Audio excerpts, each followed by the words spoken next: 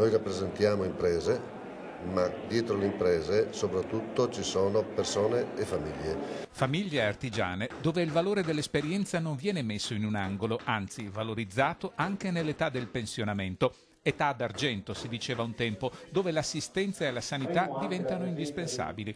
Ecco il perché della presenza del numero 1 dell'ULSS Trevigiana all'incontro organizzato dai pensionati di Confartigianato Treviso, direttore generale che ha spiegato il futuro della sanità trevigiana, puntato in particolare sull'innovazione tecnologica. Un investimento sulle nuove tecniche chirurgiche, un investimento sul potenziamento degli ambulatori, grazie anche ai nuovi LEA che andranno ad aprire e ad ampliare le prestazioni che la sanità veneta darà ai cittadini di Veneto, in particolare agli over 75. Quasi 8.000 soci per il gruppo pensionati di Confartigianato che hanno posto al direttore generale dell'ULSS Trevigiana diverse questioni da affrontare per permettere non solo agli artigiani a riposo ma in genere a tutti gli anziani una vita serena. E soprattutto anche per essere informati sulla prevenzione, perché la prevenzione e una buona sanità sono il cardine per poter affrontare noi una vecchiaia serena.